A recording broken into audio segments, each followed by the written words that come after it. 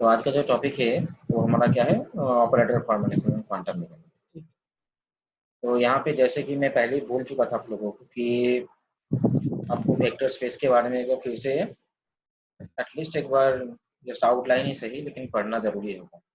Linear dependence, basis, खास करके basis और inner product and orthonormal set, ये तीन जो चीजें हैं, ये तीन चीजें बार बार हमारे आगे के जो भी हम पढ़ेंगे वहाँ पे ये बेसिस टर्म, इनर प्रोडक्ट और ऑर्थोनॉर्मल, ऑर्थोनॉर्मलिटी और ऑर्थोनॉर्मल वेक्टर्स, ये सब टर्म्स बार बार यूज होंगे। तो इसलिए आपको बोला गया था कि आप बेसिस के बारे में और इनर प्रोडक्ट और ऑर्थोनॉर्मल, इन तीनों का मैं नाम लिखा सामने था, बाकी को भी पढ़ सकते हो बट ये तीनों चीज ज्यादा इंपॉर्टेंट है, इसलिए ये तीनों को आपको एक बार रिविजन करना जरूरी था।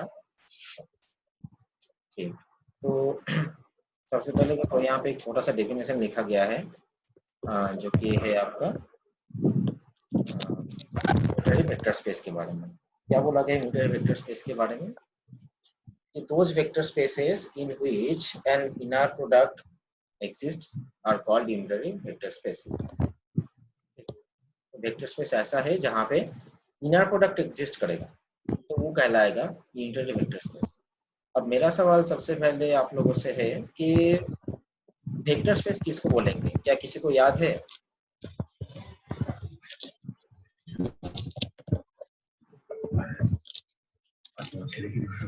अरुण,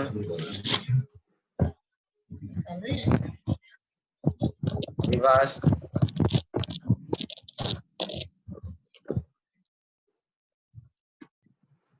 सर उसमें उसकी प्रॉपर्टीज होती है जो हेलो क्या होती है बताइए थोड़ा।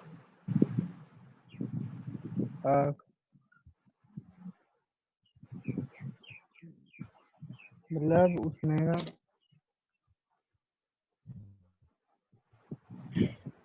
ठीक है, कोई बात नहीं। अतुल, एसोसिएटिव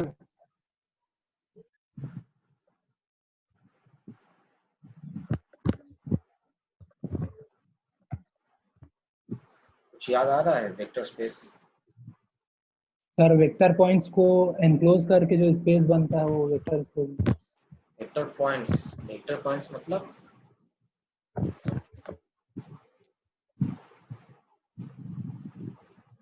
जैसे वेक्टर पॉइंट्स का मतलब क्या है?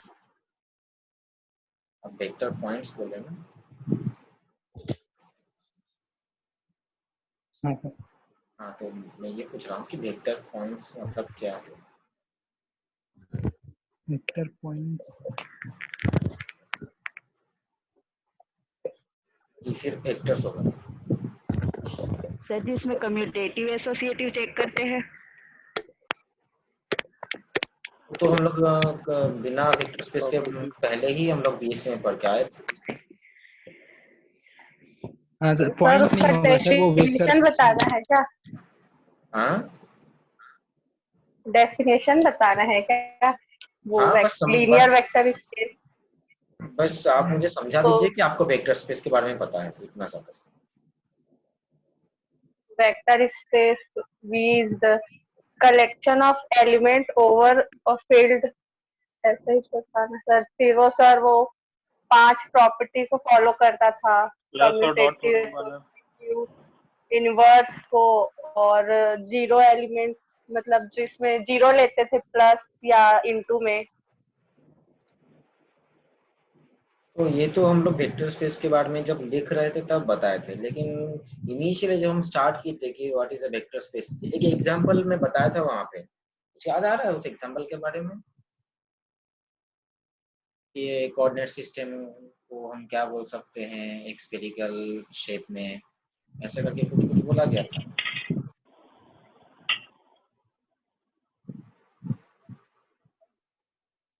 वर्षा? सर याद नहीं आ रहा। ओके, सर वो XYZ, हाँ मतलब जो एक्सिस के अंदर जो पॉइंट होता है, मतलब जैसे पॉइंट ABC है और वो XY एक्सिस में है, तो XY जो है लीनियर वेक्टर स्पेस कहलाएगा, ऐसा टाइप था ना? हाँ, तो बताइए ना, आप तो सही जा रहे हैं। यही तो है सर, इतना ही पता है। और अरुण? मतलब कि यस सर, उतना ही है। उतना ही है उसमें बस। प्लस और डॉट उसका था, वही 5 प्रॉपर्टीज वगैरह थे उनके वेक्टर स्पेस में। नेहा कुछ बोलते बोलते रुक गई, बताइए। हाँ, कैसे बताओ सर। एक्स, हाँ, जो पॉइंट है ए बी सी, वो अगर वेक्टर को रिप्रेजेंट करता है तो जो कोऑर्डिनेट रहेगा एक्स वाई जेड, वो लीनियर वेक्टर स्पेस को बताएगा। मतलब वो एक वेक्टर, मतलब किसी भी एक कोऑर्डिनेट सिस्टम में, और हमारे पास एक कार्टेशियन कोऑर्डिनेट सिस्टम है, तो उस कार्टेशियन कोऑर्डिनेट सिस्टम में अगर हम किसी भी एक 3 डायमेंशनल पॉइंट को लोकेट करते हैं, तो वो ऑरिजिन से उस पॉइंट तक की जो डिस्टेंस है वो हमारे लिए क्या हो जाएगा, that is the mod value of the distance, और सिंपली द पोजीशन वेक्टर का मॉड वैल्यू। ओके, बट अगर हम सिंपली उसका तीनों एक्सिस करस्पॉन्डिंग आई कंपोनेंट, जे कंपोनेंट और के कंपोनेंट के सारे उसकी पोजीशन को लोकेट करें, तो वो कहलाएगा पोजीशन वेक्टर और सिंपली अ वेक्टर। वैसे हमारे पास अगर एक नंबर ऑफ वेक्टर्स कलेक्टेड रहे किसी भी एक पर्टिकुलर स्पेस में, तो वो कहलाएगा हमारे लिए वेक्टर स्पेस, जो कि सिर्फ ऐसा स्पेस है जहाँ पे इसका एलिमेंट क्या होगा, वेक्टर्स। यही बोला गया था बहुत सिंपल लैंग्वेज में, कि आपके पास एक ऐसा स्पेस है जिसका इंडिविजुअल एलिमेंट्स वेक्टर्स है, तो वो हो गया आपके लिए वेक्टर स्पेस। ऐसे ही बोला गया था, याद आ रहा है कुछ?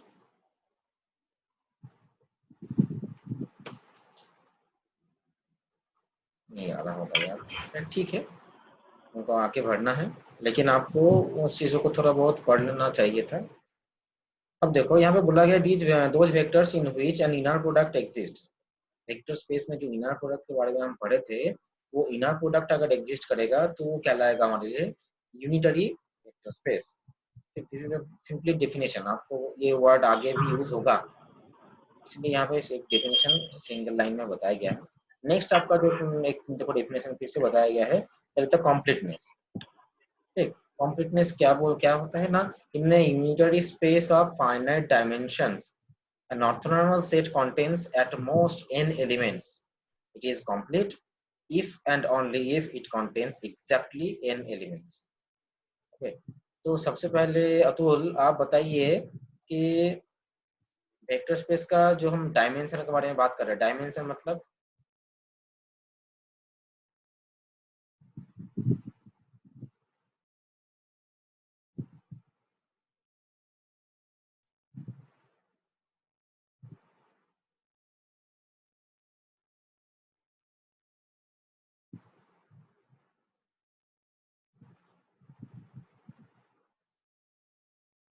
यास्मीन?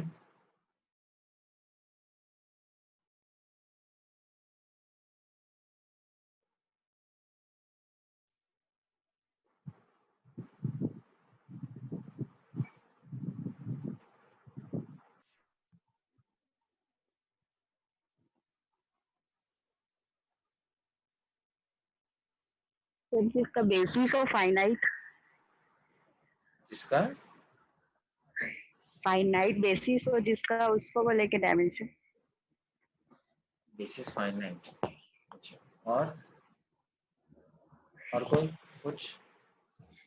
जो बेसिस है, जिस बेसिस में फाइनाइट नंबर ऑफ एलिमेंट्स होंगे ना, उसको बोलेंगे क्या डायमेंशन। बेसिस किसको बोलते हैं? वो सर जो पढ़े थे ना,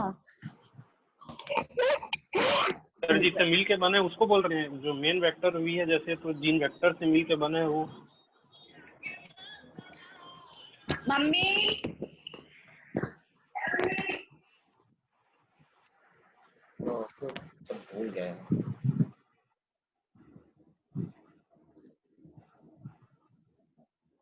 तो ये दिक्कत है।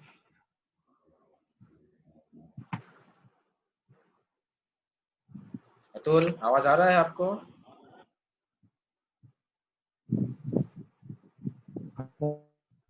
हाँ तो बताइए कुछ। सर मेरा डिस्कनेक्ट हो गया था थोड़ा, तो मैं समझ नहीं पाया क्या आप पूछ रहे। मैं पूछ रहा हूँ कि वेक्टर स्पेस का डायमेंशन क्या होता है?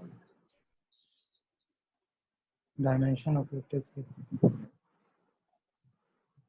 सर वो कॉपी जो है ना वो छूट गया है, मेरा फिर रिवाइज नहीं हुआ इसलिए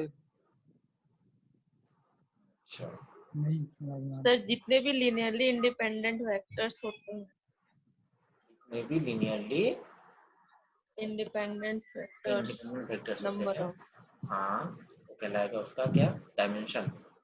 डायमेंशन होगा वेक्टर स्पेस का। अच्छा, और बेसिस क्या होता है?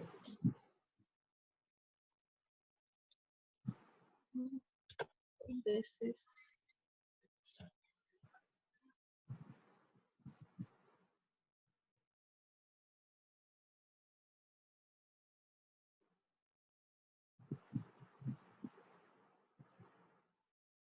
उसके सेट को कहते हैं ना सर इंडिपेंडेंट वेक्टर के, हाँ, बस वही तो सर। सर जी वेक्टर का मतलब रहता है, बनता है वही तो हाँ, जो लिनियरली इंडिपेंडेंट वेक्टर के सेट को कहेंगे बेसिस। तो ठीक है ना, तो उसको क्लियरली बताइए कि number of sets of linearly independent set of vectors. इसको तो मैं आप लोग को इतना हाँ सर। वही लगता है, सर। यस सर यही बस जोर से बोलोगे।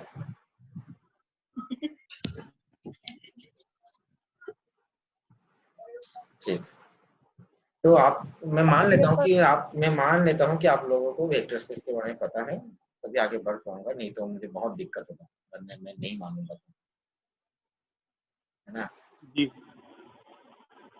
तो ये आपका कंप्लीटनेस के बारे में क्या बोल रहा है कि in a unitary space of finite dimensions an orthonormal set contains at most n elements. That means कि एक यूनिटरी स्पेस के बारे में बात किया जा रहा है जहाँ पे एक ऑर्थोनॉर्मल सेट ऑफ वेक्टर्स है जिसके मैक्सिमम नंबर ऑफ एलिमेंट्स क्या है, n।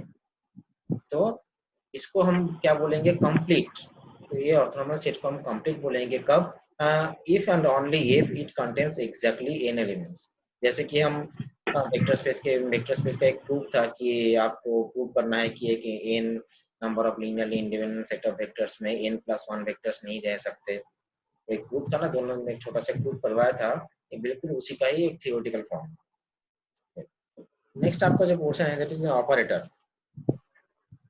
ना क्या लिखा गया है देखो, an operator is a rule by means of which the element of one linear space be mapped on elements of other linear space and that an equation may be set as v is equal to p operator on u.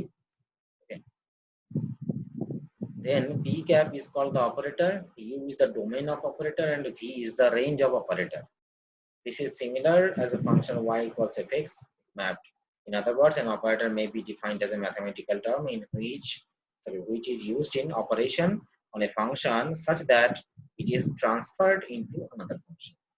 तो यहाँ पे क्या बोला गया है, जो diagram के सहारे जो यहाँ पर आपका डेफिनेशन बताया गया है उसमें जो चीज बोला गया है कि this is by means of which an element of one linear space be mapped on elements of other linear space. देखो डायग्राम को देखो, U एक स्पेस है, वेक्टर स्पेस ऑब्वियसली, और V भी एक वेक्टर स्पेस है। तो जो इक्वेशन लिखा गया है उस इक्वेशन में क्या बोला गया, V equals P cap U। तो V में जो एलिमेंट आपको मिलेगा वो एलिमेंट U में जो एलिमेंट था उसके ऊपर P कैप जो ऑपरेटर है उस ऑपरेटर के ऑपरेशन के सहारे। ठीक, जैसे कि हम लोग अगर लिखें कि ddx of x square equals 2x। Okay, अब आपके पास suppose v equal to 2x और p कैप को आप रिप्लेस करो डिफरेंशिएशन ऑपरेटर ddx से और u को रिप्लेस करो x स्क्वायर से। तो आपके लिए क्या हो जाएगा कि x स्क्वायर के ऊपर ddx ऑपरेटर को आप ऑपरेट किए तो उस फंक्शन का एक चेंज्ड वैल्यू और ट्रांसफॉर्म्ड वैल्यू आपके लिए क्या बन गया 2x, जो कि अभी आपके लिए ये जो v जो पोर्शन है, v जो आपका वेक्टर स्पेस है इस स्पेस में आपके मौजूद होगा। दैट मीन्स U एक वेक्टर स्पेस था, इसके सम सॉर्ट ऑफ एलिमेंट्स के ऊपर आप P ऑपरेशन को इंट्रोड्यूस किए एंड देन आपके पास क्या मिला, ये उसका ट्रांसफॉर्म्ड जो फॉर्म होगा उसको आप ये भी जो वेक्टर स्पेस होगा इस वेक्टर स्पेस में आपको वो वैल्यू मिलेगा। This is similar as a function y equals fx is mapped. मतलब यहाँ पे सिंपली एक एग्जांपल बोला गया है कि y इक्वल टू fx इसका मतलब क्या हो सकता है? y इक्वल टू फिक्स क्या होता है? यस्मीन, y इक्वल्स fx, अगर ऐसा कोई आपके sir pass x is a equation, function of y. x is a function of y, इतना गलत कैसे हो क्या सकता है? पूछे? y is a अच्छा, function of y x. is a function of I x. is a function. y is a function of x। अब अगर आपके पास fx का वैल्यू सपोज x स्क्वायर बोला गया है, तो y का वैल्यू डिपेंड करेगा x के वैल्यू के ऊपर, यही है। अगर x का वैल्यू 0 है तो y का वैल्यू 0, अगर x का वैल्यू प्लस माइनस 1 होगा तो y का वैल्यू 1, x का वैल्यू प्लस माइनस 2 तो y का वैल्यू 4, ऐसे ही बढ़ता जाएगा। तो वो जो वहां पे जो एक चीज बोला गया है कि आपका फंक्शन x के ऊपर डिपेंड कर रहा है, वो भी not only x but also in the x square form. तो यहाँ पे भी आपका भी जो यहाँ पे एक जो आपका डायग्राम और सिंपली एक वेक्टर स्पेस को खींचा गया है, इस वेक्टर स्पेस के एलिमेंट्स डिपेंड कर रहा है कि ये जो u जो वेक्टर स्पेस में जो एलिमेंट था, इसके ऊपर आप कौन सा ऑपरेटर को यूज कर रहे हो। अगर आपको मैं बोला एक्स स्क्वायर के ऊपर आप डिफरेंशिएशन ऑपरेटर की यूज करो y के रिस्पेक्ट में, तो आपका रिजल्ट क्या मिलेगा? dt ऑफ एक्स स्क्वायर का वैल्यू क्या होगा?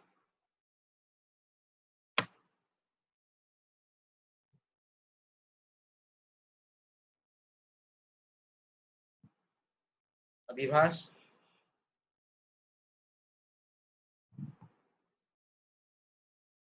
आवाज नहीं आ रहा है। वर्षा,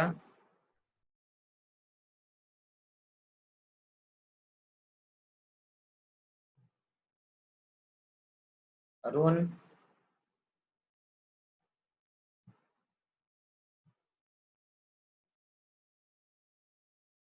सर एक बार रिपीट कीजिए ना। मैं ये बोल रहा हूँ कि अगर आपके पास एक ऑपरेटर है DTY ऑपरेटर, वो ऑपरेटर को आप इंट्रोड्यूस करो एक्स स्क्वायर के ऊपर, तो रिजल्ट क्या मिलेगा?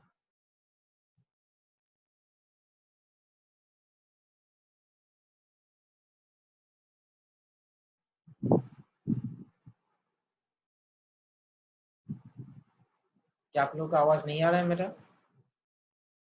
सर 0। 0 मिलेगा ना सर? हाँ, तो आप लोग का आवाज आने में दिक्कत हो रहा है क्या?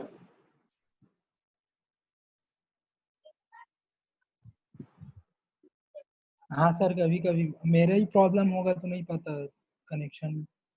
क्योंकि किसी का भी कुछ रिस्पॉन्स नहीं आ रहा है। ठीक है, तो DTY ऑफ एक्स स्क्वायर का वैल्यू 0 है, दैट मीन्स, लेकिन अगर आप वहीं पे अगर DTX ऑपरेटर को यूज करोगे तो आपको क्या वैल्यू मिलता है? 2x। तो डिपेंड कर रहा है कि ऑपरेटर कौन सा है, और वही ऑपरेटर डिसाइड करेगा कि आपका u स्पेस का फंक्शन किस फॉर्म में v स्पेस में पहुंचेगा। यही है हमारा ऑपरेटर का काम। इसी को ही देखो यहाँ पे इन अदर वर्ड्स करके लिखा गया है, an operator may be defined as a mathematical term which is used in operation on a function such that it is transformed into another function. एक फंक्शन को आप किसी दूसरे फंक्शन में अगर ट्रांसफर करना चाहते हैं तो ऑपरेटर का काम वही है कि दूसरे फंक्शन में ट्रांसफर करने में आपको मदद करेगा। Thus, if p cap is an operator applied on a function u is a function of x, then it is changed into a function vx, that is vx equals p cap ux। इसे उसी language पे यहाँ पे फिर से लिखा गया है।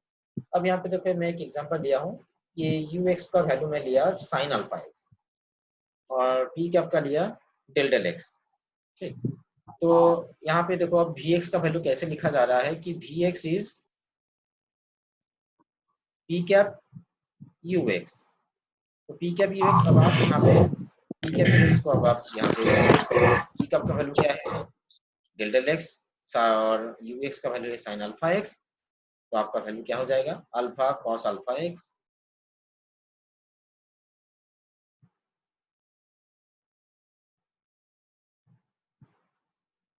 नेक्स्ट आपका एक पोर्शन है दैट इज लीनियर ऑपरेटर। देखो लीनियर ऑपरेटर के बारे में क्या बोला गया?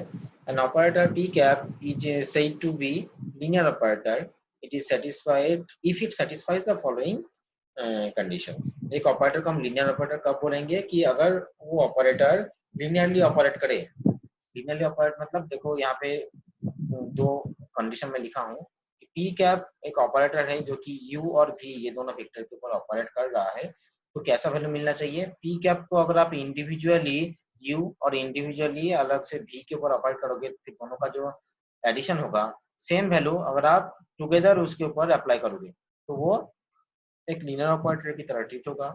एंड ऑल्सो एक कंडीशन कैसा है कि पी कैप अगर सी एक कांस्टेंट के ऊपर ऑपरेट करता है तो उसका वैल्यू क्या होगा कि वो C cap in multiplied by P cap, sorry C multiplied by P cap, जहाँ पे सी है एक आर्बिट्ररी कांस्टेंट जिसके ऊपर वो पी कैप ऑपरेट नहीं कर पाएगा, तो वो कहलाएगा आपके लिए लीनियर ऑपरेटर।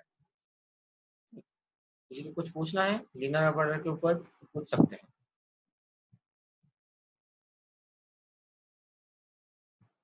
नहीं सर।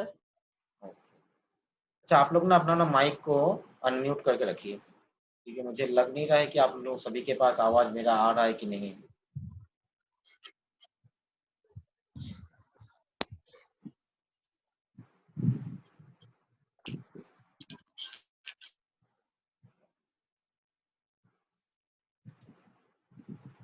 नेक्स्ट आपका जो, अच्छा ये एक चीज बताइए मुझे कि अगर यहाँ पे जैसे ये जो एग्जांपल अभी लिया गया है P cap operating on C equals C into P cap, अब मैं आपको दे दिया कि पी कैप जो ऑपरेटर है ये ऑपरेटर का value DTX operator that is differentiation operator और सी एक कांस्टेंट टर्म है, ठीक, तो क्या ये कंडीशन मैच होगा?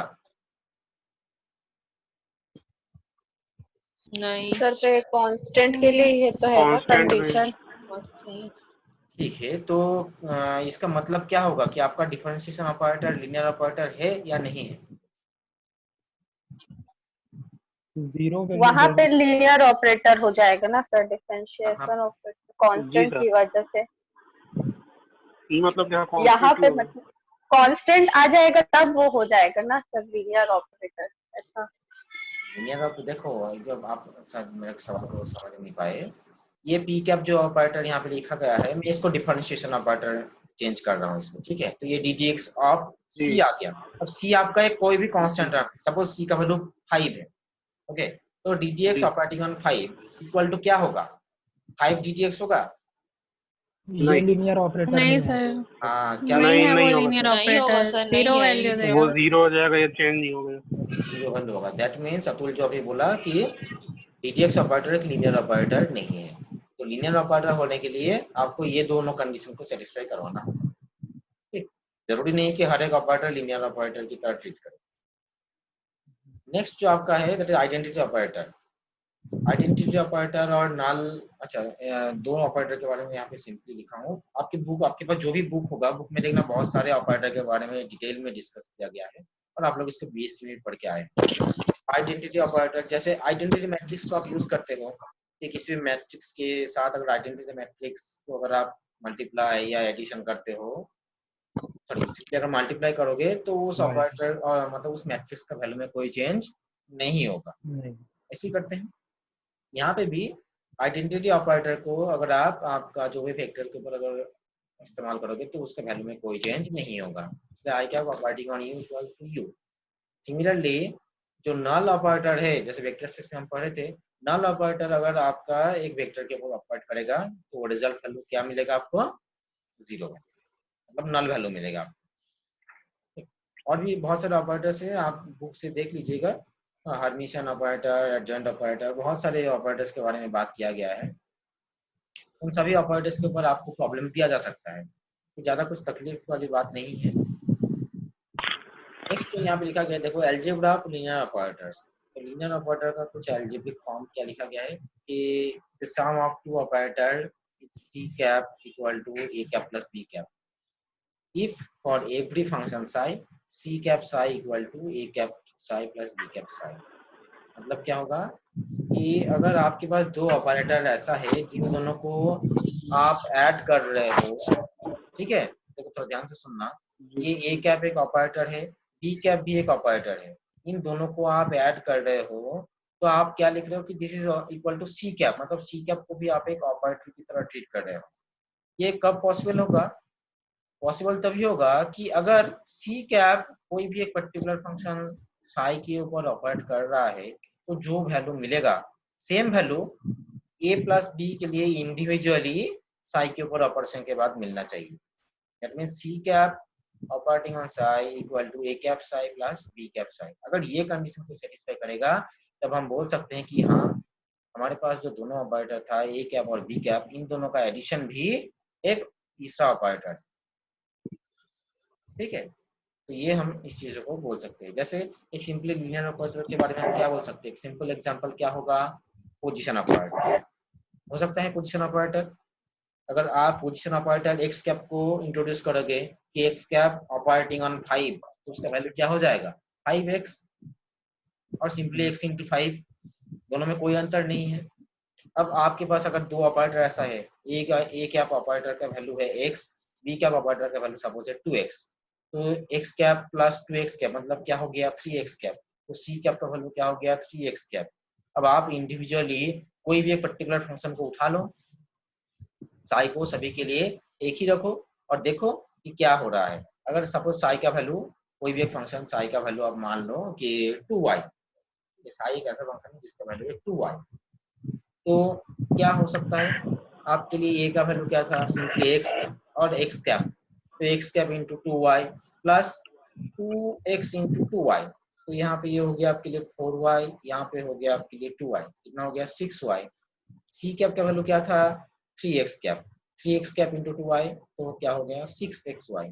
तो हाँ x कैप आपके लिए एक लीनियर ऑपरेटर है, और यहाँ पे हम ये भी बोल सकते हैं कि x कैप ऑपरेटर और 2x कैप ऑपरेटर को दोनों को अगर आप ऐड करोगे तो 3x कैप जो ऑपरेटर बनेगा वो भी एक लीनियर ऑपरेटर की तरह ही ट्रीट करेगा। ठीक, आया समझ में सबको? नेक्स्ट जो पॉइंट है देखो, if product of two operators a cap and b cap is c cap equal to a cap b cap, मतलब एक प्रोडक्ट वाला ऑपरेटर को भी अभी हम इस्तेमाल कर रहे हैं कि दोनों ऑपरेटर आपके पास है a cap और b cap, दोनों का मल्टीप्लिकेशन भी एक तीसरा ऑपरेटर की तरह ट्रीट होगा। तो उस कंडीशन में क्या होगा कि ए कैप बी कैप ये दोनों ऑपरेटर अगर साई के ऊपर ऑपरेट कर रहे हैं तो इसका वैल्यू कैसा होना चाहिए कि पहले बी कैप साई के ऊपर ऑपरेट करेगा and then resultant value A के ऊपर ऑपरेट करेगा, और same value C cap operating on psi. तो ये जो कंडीशन है, ये कंडीशन अगर सेटिस्फाई, मतलब ये कंडीशन तब सेटिस्फाई होगा कि अगर ये दोनों ए कैप और बी कैप को अगर आप मल्टीप्लाई करके तीसरा ऑपरेटर को बनाओगे। सिंपली प्रीवियस वाला एग्जांपल को अगर आप उठा लोगे तो बिल्कुल सेम रिजल्ट मिलेगा आपको कि इंडिविजुअल अगर आप ए कैप का वैल्यू x था, फिर बी का वैल्यू 2x था और इसका साई का वैल्यू सपोज 2y था, तो ये कितना हो गया फिर 2 दूनी 4 मतलब 4x² y हो जाएगा। यहाँ पे भी आप उसको मल्टीप्लाई करो सेम वैल्यू मिलेगा, और यहाँ पे भी मल्टीप्लाई करोगे सी कैप साई तो ये भी सेम वैल्यू मिलेगा। नेक्स्ट है देखो कि A cap B cap may not be equal to B cap A cap, that is A cap and B cap may not commute. अब हमारे पास ये टर्मिनोलॉजी आ रहा है धीरे धीरे कि कम्यूट है ना। A cap B cap may not be equal to B cap A cap. आप लोग मेरा मैं जो एक लिंक शेयर किया था यूट्यूब वाला, उस लिंक को शायद आप लोग देखे होंगे, सभी लोग देखे हैं आप लोग? हाँ देखे थे? ठीक, तो उसमें जो चीज में वहाँ पे आप लोगों को मतलब उसका जो फर्स्ट जो इनिशियल एक वर्ड का एक पेज था सबसे पहले, उस पेज को अगर आप नोटिस किए होंगे तो वहाँ पे मैं इसको और डिटेल में एक्सप्लेन किया था। वेक्टर का एक एग्जांपल लिया था जहाँ पे कि आप अगर a क्रॉस b लिख रहे हो तो a cross b is not equal to b cross a, लेकिन a dot b equal to b dot a। ऐसा होता है वेक्टर के मतलब क्रॉस एंड डॉट प्रोडक्ट में, ऐसा होता है कि नहीं होता?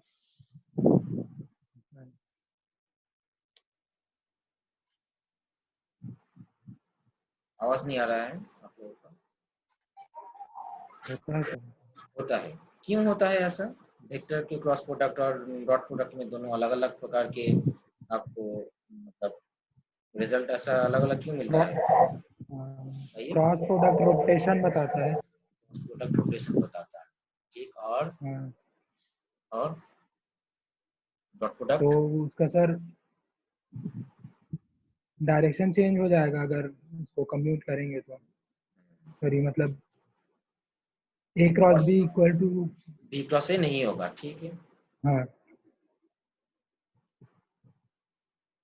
तो दैट मीन्स कि अगर आप एक स्केलर सॉरी एक वेक्टर प्रोडक्ट को अगर आप जनरेट कर रहे हो that is A cross B और बी क्रॉस ए, वहाँ पे आपके पास एक रोटेशन आ रहा है और उस रोटेशन को ही वहाँ पे यूज करके उसका एक नाम भी आपको मिला है that is del cross A, जिसको हम क्या बोलते हैं, कर्ल ए। ऐसा टर्म आप सुने हैं, कर्ल ए? कर्ल का मतलब क्या है? कर्ल का मतलब है वही पेचीदा, मतलब जहाँ पे एक टर्निंग वाला बात रहेगा। इसके बारे में क्लास में भी बताया था आप लोगों को, है ना, व्हाट इज कर्ल। तो यहाँ पे भी उसी चीज को बोला गया है कि A B may not be equal to B A, that is A and B may not commute. अगर A B equal to B A हो जाएगा तो वो कम्यूट करेगा, जो कि हमारे वेक्टर्स में मतलब जो हमारा स्केलर प्रोडक्ट डॉट प्रोडक्ट में जो जिस चीज को हम इस्तेमाल करते हैं, जहाँ पे कोई भी रोटेशन का बात वहाँ पे इंट्रोड्यूस नहीं होता है। अब देखो यहाँ पे एक एग्जांपल लिया हूँ मैं कि let A cap equals X and B cap equals D D X. ये दो ऑपरेटर का एग्जांपल लिया हूँ मैं, दोनों अलग अलग ऑपरेटर है। एक्स जो है वो आपके लिए एक लीनियर ऑपरेटर की तरह ट्रीट होगा, बट बी जो है डी डी एक्स जो कि एक नॉन लीनियर ऑपरेटर है, it is a differential operator. ठीक, अब देखो यहाँ पे हम एक फंक्शन साई ले रहे हैं जिसके ऊपर अब आप ऑपरेशन करना चाहते हैं। तो देखो A cap B cap operating on psi, तो रिजल्ट में आपको क्या मिल रहा है? पहले आप क्या लिखे, ए कैप का वैल्यू क्या है x, बी कैप का वैल्यू डी डी एक्स, और ये कहाँ पे ऑपरेट हो रहा है, साई के ऊपर। ठीक है, तो ये आपके लिए सिंपली वैल्यू मिल गया कि A cap B cap psi का value x into del psi del X और डी साई डी एक्स। फिर आप ए और बी का जो ओरिएंटेशन ऑफ रोटेशन जो पोजीशन है, उस पोजीशन को आप चेंज कर दो। पहले आपके लिए क्या था, ए कैप बी कैप था, अब ये चेंज होकर बी कैप ए कैप हो गया। जैसे ही आप इसको बी कैप ए कैप करोगे तो क्या हो गया, पहले आपका कौन सा ऑपरेटर आ गया, डिफरेंशिएशन ऑपरेटर आ गया, पहले differentiation operator D D X. फिर आपका क्या आया, आपका जो linear operator is position operator और एक्स, और फिर साई। तो अब आप देख रहे हो कि आपके पास एक ऐसा ऑपरेटर है डी डी एक्स जिसके सामने दो ऐसे फंक्शन है जिसको वो ऑपरेट कर सकता है, खास करके एक्स के ऊपर ऑपरेशन वो परफॉर्म कर सकता है। तो ये अब ऑपरेट करेगा, अब ये ऑपरेट कर रहा है, पहले साई मिला and then X into D psi D X. तो देखो यहाँ पे आपको जो चीज दिख रहा है कि A cap B cap psi is not equal to B cap A cap psi. तो हम क्या बोल सकते हैं कि ए बी का जो पोजीशन है और जो मतलब जिस पोजीशन में ए और बी को आप रखोगे, सेम पोजीशन बी ए नहीं है, मतलब A B is not equal to B A. मतलब यहाँ पे आपका जो रोटेशन है ये और मतलब पोजीशन में जो चेंज है, वो चेंज आपका कम्यूटेशन होने के लिए मतलब ये उसका जस्ट एंटी कम्यूट करेगा, है ना, ये एंटी कम्यूटिंग नेचर है। देखो यहाँ पे लिखा भी गया है कि if A cap B cap equal to B cap A cap the operators are said to commute. तब हम क्या बोलेंगे कि ऑपरेटर्स हमारा कम्यूट करेगा। अब यहाँ पे एक सिंपल पावर के बारे में बात किया कि A cap square equal to A cap into A cap की बारे में कुछ बोलने का नहीं है मुझे, मेरे पास ज़्यादा कुछ नहीं, समय बर्बाद नहीं करते, सीधा आते हैं हमारे जो पोस्टुलेट्स ऑफ क्वांटम मैकेनिक्स है ना, ये बहुत इंपॉर्टेंट है पोस्टुलेट्स ऑफ क्वांटम मैकेनिक्स। तो पोस्टुलेट्स ऑफ क्वांटम मैकेनिक्स में देखो क्या चीज बोला गया है, the mathematical formulation of quantum mechanics is based on the linear operators.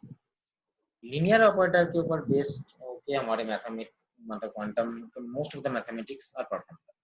जैसे देखो फर्स्ट पोस्टुलेट क्या बोला गया है, there is a state vector और the wave function associated with every physical state of the system which contains the entire description। इस चीज के बारे में कोई कुछ बोलना चाहोगे? इसके बारे में हम लोग क्लास में बहुत बार डिस्कस की थी, नेहा कुछ बताएगी? सर अभी हाँ अभी बताना है, बताना है तो अभी बताना होगा ना।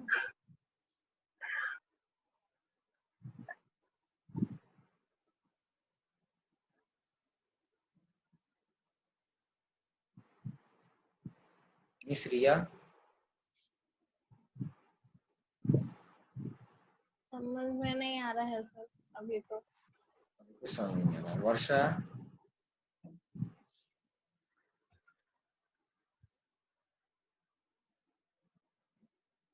वेव फंक्शन के बारे में कुछ बोलना चाहेंगी आप?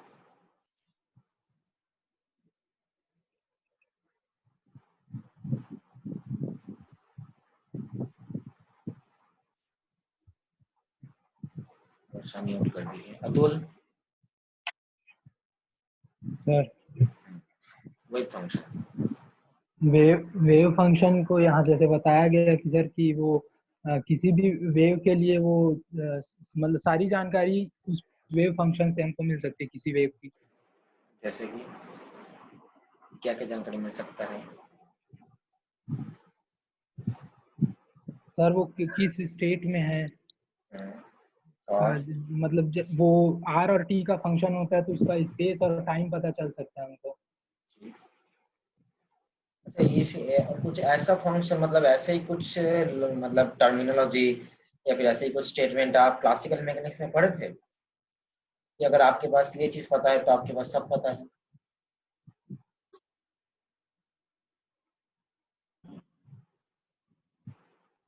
सर एकदम वेरी फर्स्ट यूनिट सेकंड में लॉ आपको ऑफ मोशन। नहीं, एकदम वेरी फर्स्ट यूनिट में आपको पढ़ाया गया था।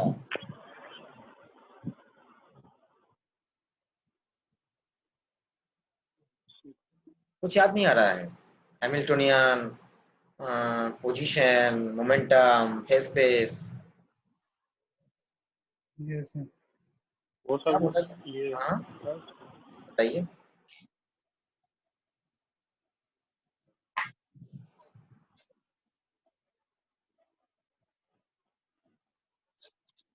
और हम कुछ बोल रहे थे, आप बताइए। जो सर वो क्लासिकल वाले हैमिल्टोनियन वगैरह वो सब पढ़े हैं सर, उससे रिलेट नहीं हो पा रहे हैं। नहीं हो पा रहा है रिलेट। देखो, अगर आपके पास किसी भी सिस्टम के जो टोटल काइनेटिक एनर्जी, जो टोटल एनर्जी है, उस एनर्जी का इंफॉर्मेशन अगर आपके पास है, that means you can do everything. आपके पास हर एक चीज का जानकारी है, उस सिस्टम के बारे में आप कुछ भी चीज को फाइंड कर सकते हैं। ठीक। सिमिलरली अगर आपके पास वेव फंक्शन का जानकारी है, सिस्टम का अगर आपका वेव फंक्शन पता है, तो उस वेव फंक्शन के जरिए हम कुछ भी चीज पता कर सकते हैं। कैसे पता कर सकते हैं? सिंपली हमको जो चीज जानना होगा, हम बस उसका ऑपरेटर को यूज करेंगे। कर सकते हैं ऐसा? जी जी। जैसे कि अगर आपको मैं बोला कि मोमेंटम का वैल्यू निकालो, तो आप क्या करोगे? मोमेंटम ऑपरेटर लगा देंगे, ये फंक्शन है मोमेंटम उसकी वैल्यू ऑपरेटर दे देंगे। लगाओगे कहाँ पे? ना, एवरेज वैल्यू ऑफ मोमेंटम, मतलब एक्सपेक्टेशन वैल्यू निकालोगे। एक्सपेक्टेशन पी इक्वल टू क्या हो जाएगा? Integration from minus two plus infinite, क्या होगा? Sai star P cap Sai D tau. Operation को परफॉर्म करोगे, अगर नॉर्मलाइज है तो ठीक है, अगर नॉर्मलाइज नहीं है तो उसको डिवाइड कर दोगे Sai star Sai D tau से। फिर आपका उस पर्टिकुलर जो क्वांटिटी है, उस क्वांटिटी करस्पॉन्डिंग एवरेज और एक्सपेक्टेशन वैल्यू आपको मिल जाएगा। अगर आपको उसका जो एनर्जी निकालना है, तो एनर्जी ऑपरेटर को इस्तेमाल करो। मोमेंटम निकालना है तो मोमेंटम ऑपरेटर को इस्तेमाल करो। पोटेंशियल एनर्जी निकालना है तो भी ऑपरेटर यूज करो। तो आपके पास डिफरेंट ऑपरेटर्स के बारे में अगर नॉलेज है, तो आप उस पर्टिकुलर वेव फंक्शन के जरिए उस सिस्टम का कोई भी फंक्शन, मतलब वैल्यू को और किसी भी चीज के बारे में आप इजीली पूरा जानकारी दे सकते हैं। So the information about the properties of system is contained in the function of all coordinates and time, that is called the wave function. This information may be definite or it may be in statistical form. Statistical form in the sense कि आपके पास एक कैसा value मिलेगा? एक most probable value मिलेगा, जो कि हम आप लोग जब अगले सेमेस्टर में जब पढ़ोगे स्टैटिस्टिकल मैकेनिक्स में, तो मोस्ट प्रोबेबल स्टेट और मोस्ट प्रोबेबल डिस्ट्रीब्यूशन, ये वाला टर्म के साथ बहुत बार आपको इंट्रोड्यूस होना पड़ेगा। वहाँ पे आपको बहुत और अच्छे से पता चलेगा। तो उस मोस्ट प्रोबेबल स्टेट में, जैसे कि अगर आपको सिंपली अगर मैं बोलूँ कि आपको कॉलेज में रोज क्लास करना है, 11 से 5 बजे के बीच में 6 क्लास करना है, और आपको ये भी बोला गया कि आपको एक दूसरा भी ऑप्शन है कि 11 से 4 के बीच में आपको 3 क्लास करना है। तो ज्यादातर स्टूडेंट्स 11 से 4 के बीच में 3 क्लास करना है प्रेफर करेंगे, यही होगा। सही बोल रहा हूँ ना? जी क्यों लेकिन ऐसा क्यों होगा? क्योंकि इस कंडीशन में आपके लिए एनर्जी का लॉस सबसे कम होगा और आप नहीं चाहते हो कि आपका एनर्जी ज़्यादा लॉस हो, आपका एनर्जी मिनिमम रहे ताकि आप आराम से घर में बैठ सकते हो या कॉलेज में भी बैठ सकते हो, आराम से पूरा टाइम बिता सको। ये आपका एक इनिशियल मोटिव रहेगा। यहाँ पे भी उसी टर्म को बोला गया है कि मोस्ट प्रोबेबल स्टेट के बारे में और इन स्टैटिस्टिकल फॉर्म के बारे में कि हाँ इस सिस्टम के जितने भी पार्टिकल्स है इन सब पार्टिकल्स का एक एवरेज मोमेंटम ऐसा है, लेकिन जरूरी नहीं है कि हर एक पार्टिकल का मोमेंटम और डायरेक्शन ऑफ प्रोपगेशन और सिंपली पार्टिकल का मोशन एक पर्टिकुलर डायरेक्शन में ही हो। बट वहां पे जो स्टैटिस्टिकल जो टर्म के बारे में बात किया गया, that is the average value, वो क्या बताएगा कि मोस्ट ऑफ द केसेस और most of the particles are in this state, इस चीज के बारे में बोला जाए।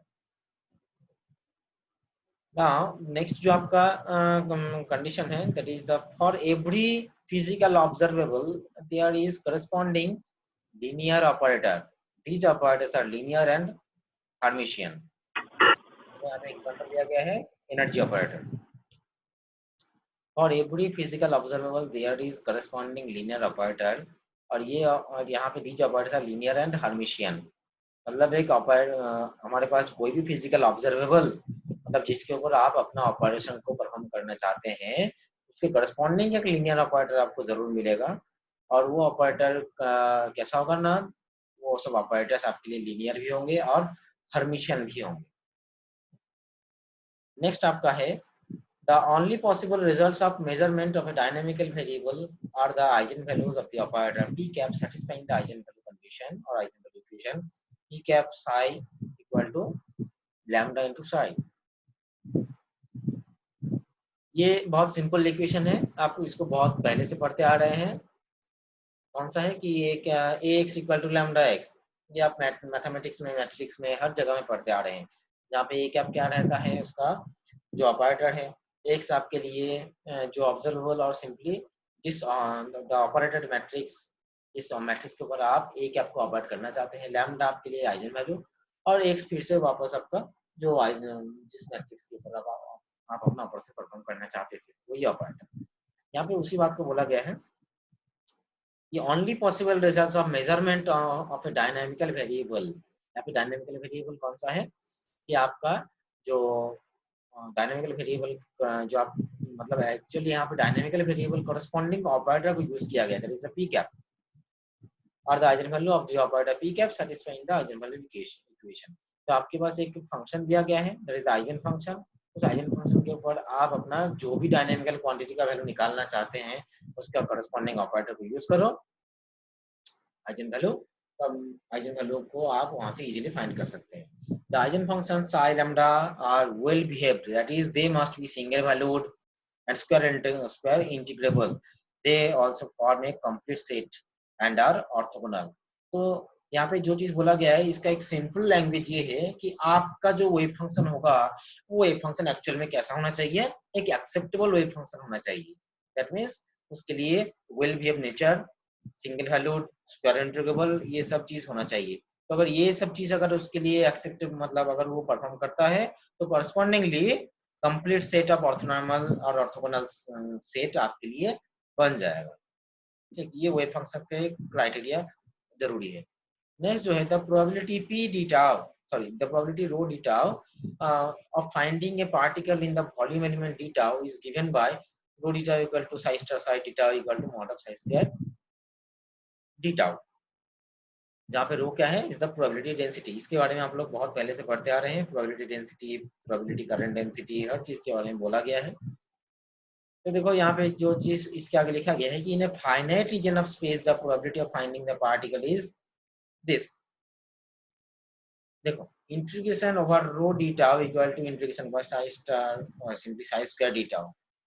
हम जनरली अगर आपके पास कोई भी इंटीग्रेशन का अगर लिमिट दिया नहीं रहेगा तो आपके लिए वो लिमिट क्या हो जाता है, minus infinite two plus infinite. लेकिन अगर आपके पास एक लिमिटिंग कंडीशन है मतलब एक पर्टिकुलर और रीजन ऑफ स्पेस है जहाँ पे आपका सिस्टम को आप वहाँ पे एग्जीक्यूट करना चाहते हैं, तो वो सिस्टम के करस्पॉन्डिंग आपके लिए एक लिमिट ऑफ इंटीग्रेशन मिल जाएगा, और -5x2 + 5y ऐसा टाइप जो भी आपका उसका लिमिटिंग कंडीशन रहेगा, उसको यहाँ पे बोला गया है कि लिमिटिंग कंडीशन में ऐसा मिलेगा। The integral psi star d tau must always remain finite, since the probability must be finite for any physically admissible state. The total probability in space is unity. क्या बोला गया है देखो, the integral psi star और psi square d tau must always remain finite, since the probability must be finite for any physical admissible state. अब आप लोग मुझे एक चीज बताइए कि अगर आपके पास एक सिस्टम ऑफ मतलब इंटरेस्ट ऐसा है जिसका रीजियन बोला गया है कि एक पर्टिकुलर सपोज के 5x + 3y 5x, 3y, 2z ऐसा एक पोजीशन में पोजीशन के रेस्पेक्ट में एक स्फीयर को खींचा गया है, और उस स्फीयर के अंदर में पार्टिकल प्रेजेंट है। आया समझ में मेरी बात को? मैं बोल रहा हूँ फिर से, आपके पास एक ऐसा कंडीशन दिया गया है जहाँ पे एक आपके पास सपोज एक कार्टेशियन कोऑर्डिनेट सिस्टम है। उस Cartesian coordinate system obviously 3 dimensional, वहाँ पे एक पॉइंट को लोकेट किया जा रहा है जिस पॉइंट का लोकेशन है 5x, 3y, 2z। तो ऐसे एक पॉइंट को आप लोकेट कर सकते हैं कि नहीं? जी सर। ठीक। तो अगर ऐसा एक पॉइंट आपके पास दिया गया है, तो उस पॉइंट के रिस्पेक्ट में आपको अगर मैं बोला पोजीशन वेक्टर का मॉड वैल्यू निकालो, डिस्टेंस निकालो उस पर्टिकुलर पोजीशन को, मतलब पर्टिकुलर पोजीशन का डिस्टेंस निकालो ओरिजिन के रिस्पेक्ट में, आप निकाल सकते हैं? जी। कैसे निकालोगे? √/5x²। कोफिशिएंट का स्क्वायर। हाँ बिल्कुल जी। तो आप वहां से आपको मॉड वैल्यू निकल गया।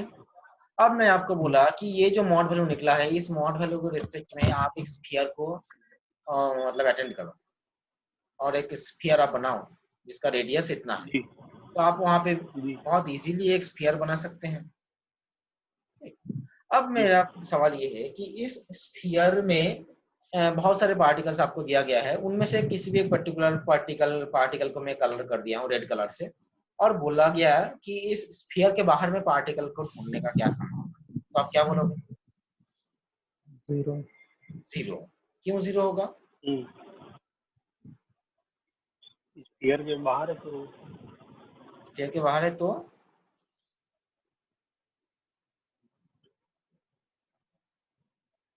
आगे का लाइन बोलो तो कंप्लीट होगा।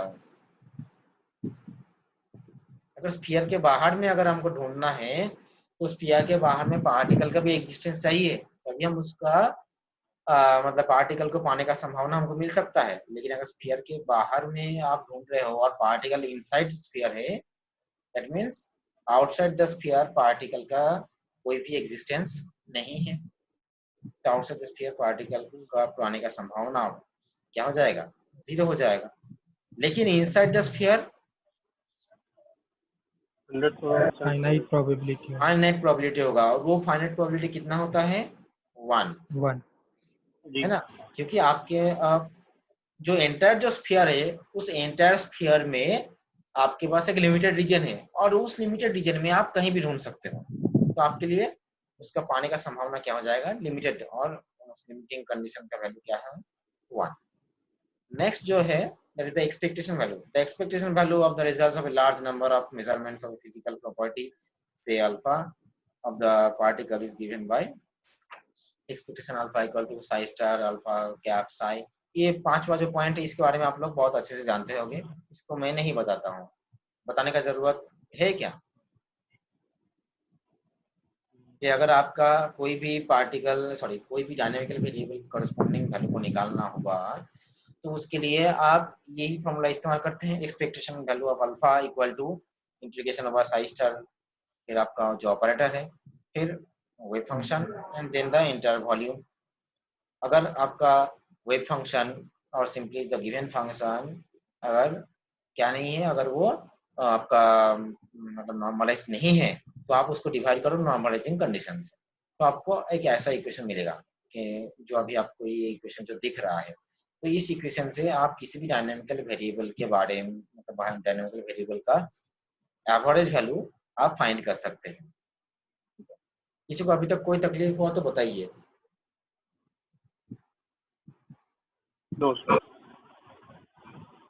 बाकी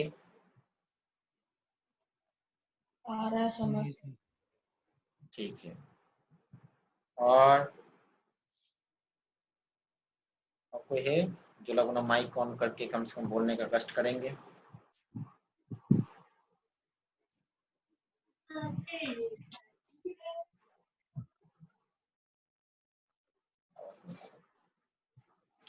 ठीक है। हमारा जो नेक्स्ट पोर्शन है, there is the completeness property of eigenfunction. एक आइजन फंक्शन को हम कब कंप्लीट बोलेंगे, उसके बारे में देखो यहाँ पे बताया गया है, बहुत इजी है। क्या बोला गया है? In the Fourier expansion of A periodic function, the infinite set of sine and cosine, the infinite set of sine and cosine functions form a complete set। किसी को फूरियर एक्सपेंशन के बारे में थोड़ा बहुत याद है? अगर आपके पास एक फूरियर एक्सपेंशन, फूरियर सीरीज पढ़े हैं ना हम लोग? जी जी ठीक, हाँ। तो आप एक चीज बताइए मुझे कि जब हम लोग फूरियर सीरीज के डिफरेंट प्रॉब्लम्स को सॉल्व करते थे और फिर हम बाद में उसका लास्ट में हम लोग क्या करते थे, उसका एक ग्राफिकल रिप्रेजेंटेशन बनाते थे, याद है सबको? Yes sir. इनिशियली आपको जो फंक्शन दिया जाता था वो फंक्शन हो सकता है 1 + x के फॉर्म में हो सकता है x² के फॉर्म में हो सकता है कोई डिफरेंट, मतलब एनी काइंड ऑफ फंक्शन, मतलब फॉर्म में आपको दिया जाता था। लेकिन आप उसका फूरियर एक्सपेंशन करके क्या करते थे, कौन से फॉर्म में लाते थे उसको? साइन कोसाइन के फॉर्म में, साइन कोसाइन के फॉर्म में लाते थे, बिल्कुल सही है। तो आपके पास सपोज एक फंक्शन दिया गया था एक्सपोनेंशियल x और x², उसी फंक्शन को आप साइनोसॉइडल फंक्शन में रिप्रेजेंट कर दी। यही करते हैं हम हमारे जो फूरियर एक्सपेंशन में। तो आप ये बोल जरूर सकते हैं कि x² का फूरियर एक्सपेंशन करेंगे तो हमको ऐसा एक ग्राफ मिलेगा, में भी साइनोसॉइडल में भी कोसाइनोसॉइडल, और उसका डिफरेंट जो टर्म्स है वो सारे के सारे टर्म्स मिलके इसी फॉर्म को शो करेगा, ये हम इजीली बोल सकते हैं। लेकिन अगर आपको एक सिंपली साइन कर्व दे दिया गया, ओके, आपको मैं एक सिंपली साइन कर्व दे दिया हूं, तो क्या आप मुझे मतलब कंफर्म करके बता सकते हैं कि वो साइन कर्व एग्जैक्टली कौन से फंक्शन को रिप्रेजेंट करेगा? क्या x² को रिप्रेजेंट करेगा, क्या एक्सपोनेंशियल x को रिप्रेजेंट करेगा, क्या वो 1 + x को रिप्रेजेंट करेगा, क्या वो सिंपली x को रिप्रेजेंट करेगा, या फिर कोई भी कांस्टेंट वैल्यू को रिप्रेजेंट करेगा? क्या आप एक पर्टिकुलर साइन ग्राफ देख के बता सकते हैं? नहीं सर, नहीं बता सकते। क्यों नहीं बता सकते हैं हम लोग?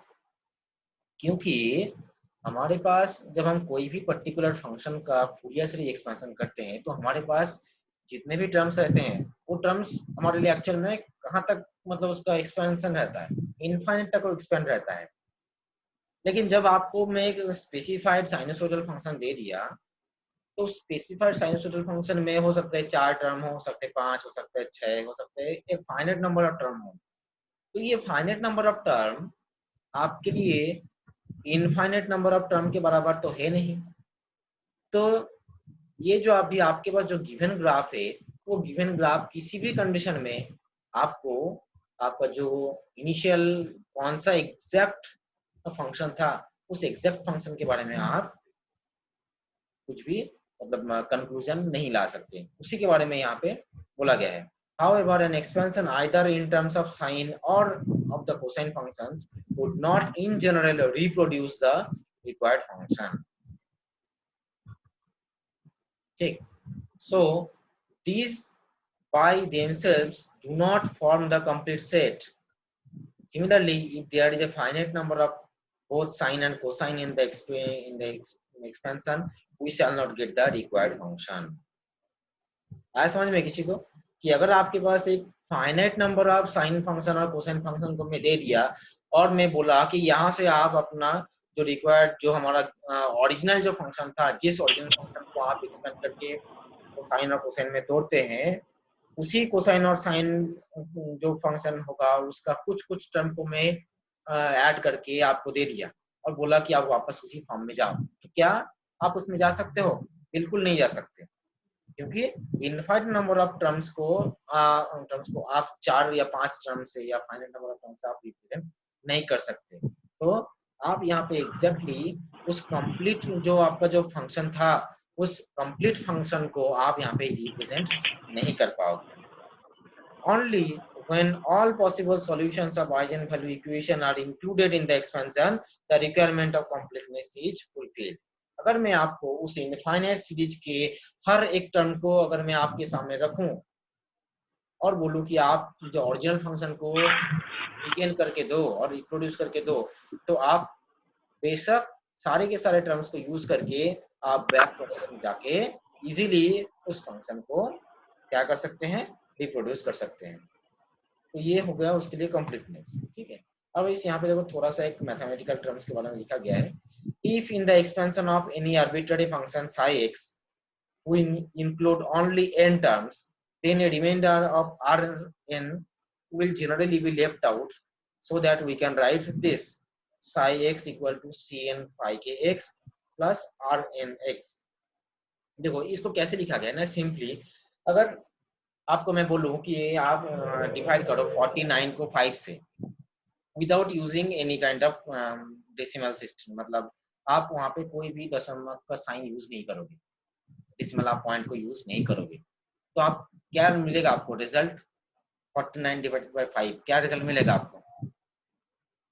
उसी फॉर्म में रह जाएगा सर, अगर पॉइंट नहीं आएगा मतलब तो 9 सेविंग वाले में रख देंगे। हाँ, तो आपका रिमाइंडर 4 रहेगा, तो आप 49 को ऐसे लिख सकते हो कि 5 into 9 plus 4, 49 को हम ऐसे लिख सकते हैं ना 5 into 9 plus 4। यहाँ पे भी उसी चीज को बोला गया है कि if in expansion of N arbitrary function, if in expansion of arbitrary function psi x we include only n terms, then a remainder Rnx will generally be left out, so that we can write this। अब आप देखो यहाँ पे अगर psi x को आप represent करोगे 49 equal to c को करो 5 से 5 into 9 plus 4, तो आप क्या कर रहे हो यहाँ पे कि आपका एक रिमाइंडर टर्म है, उस रिमाइंडर टर्म को आप यहाँ पे इजीली छोड़ दे रहे हो, जो कि आपका जो जनरल जो डिवीजन था उस डिवीजन में आप उसको इंक्लूड नहीं किए। Where phi x are the eigenfunctions which are mutually orthogonal and normalized, the set of functions phi k is then said to be complete if the following condition is satisfied। कौन सा condition? कि अगर आपके पास ये जो reminder वाला जो term है, इस रिमाइंडर को अगर आप nth टर्म के लिए, मतलब आपका nth टर्म मतलब जितने भी आपके पास कोई भी जो वेव फंक्शन आपको दिया गया था जिसका आप फूरियर एक्सपेंशन किए थे, उस फूरियर एक्सपेंशन का जितने भी टर्म्स को आप वहां पे नेग्लेक्ट कर रहे हो, उस नेग्लेक्टेड टर्म्स का स्क्वायर इंटीग्रेबल वैल्यू अगर 0 होता है, तो आपके लिए जो गिवन फंक्शन था वो गिवन फंक्शन आपको एग्जैक्टली द ओरिजिनल फंक्शन को ही रिप्रेजेंट करेगा। आया किसी को समझ में ये वाली बात?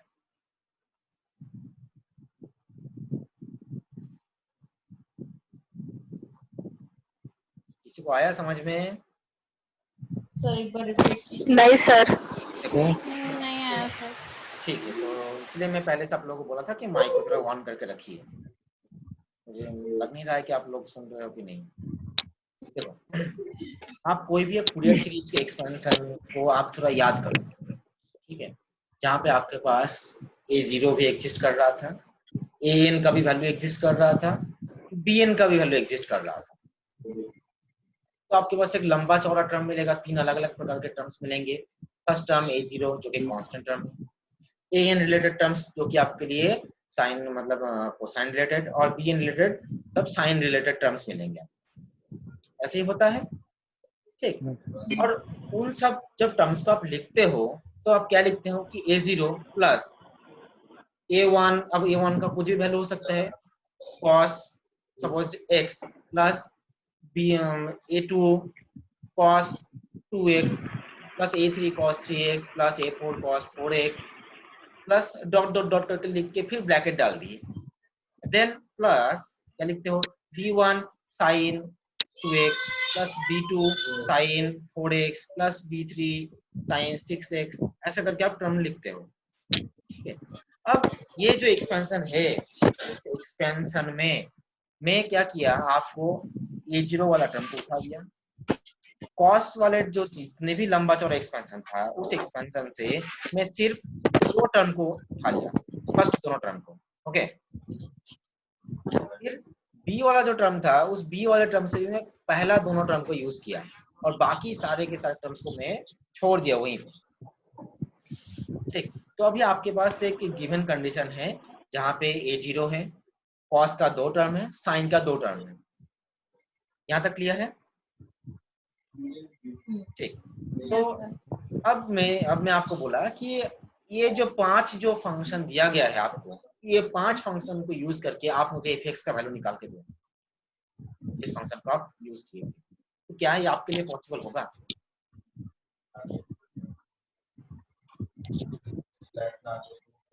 आपके पास एक इनफाइनाइट नंबर ऑफ सीरीज का टर्म्स थे, वहां से मैं 5 बस टर्म को उठा लिया और बोला कि आप मुझे f(x) को निकाल के दो। क्या आप मुझे निकाल के दे सकते हो? x के डिफरेंट वैल्यूज के लिए, हाँ, x का वैल्यू पता रहेगा? नहीं, मैं ये बोल रहा हूँ आपके पास इनफाइनाइट नंबर ऑफ सीरीज मतलब टर्म्स हैं, कॉस का भी साइन का भी। ठीक है, तो वहां से मैं दो दो करके टर्म उठा लिया, टोटल आपको 5 तो टर्म दिया हूँ बस, ओनली 5 टर्म्स, और मैं आपको बोला कि आप मुझे f(x) का वैल्यू निकाल के दो।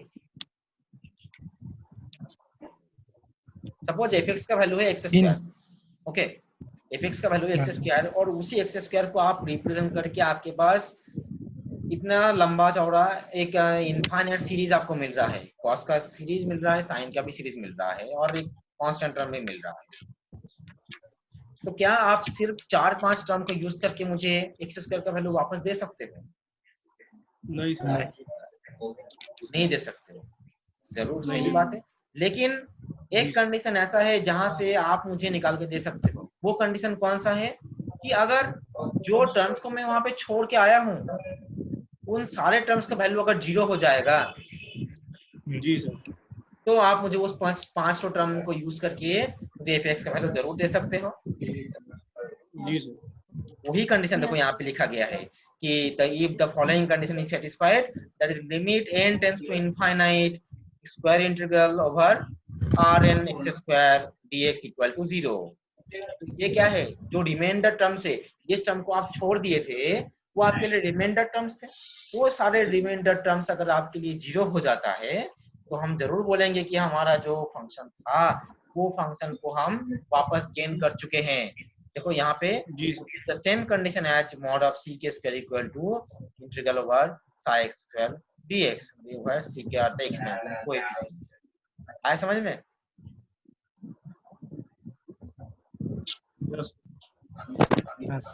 Yes sir.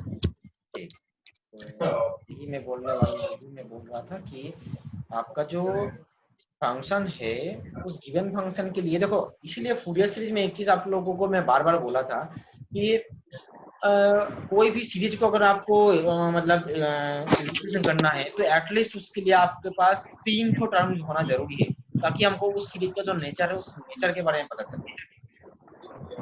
ठीक, दूसरी बात, आप जब कोई भी ग्राफ आपको बनाया जा मतलब आप बनाते थे, उस ग्राफ को आप कभी इनकम्प्लीट नहीं छोड़ते थे, उस ग्राफ को आप हमेशा एक ऐसे पोजीशन में लाके छोड़ते थे जहां से हम उसको और भी आगे एक्सपेंड कर सकते थे, अगर आपके पास वो सीरीज का जो लिमिटिंग कंडीशन है अगर वो इनफाइनाइट लिमिट में दिया गया है तो, है ना?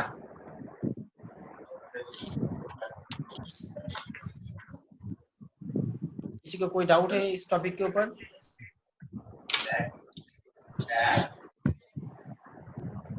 नहीं है सर, अभी देख के बताएंगे अभी। और बिल्कुल देख के जरूर बताना है, लेकिन आप लोग देख के कुछ बताते हो नहीं।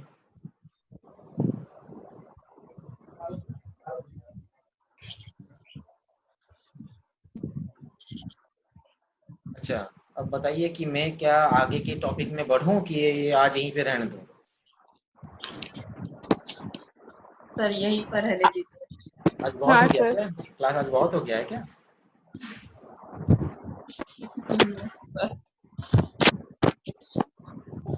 ठीक है, फिर यहीं पे रहने भूख देते लग रहा हैं। है सर, नाश्ता करेंगे।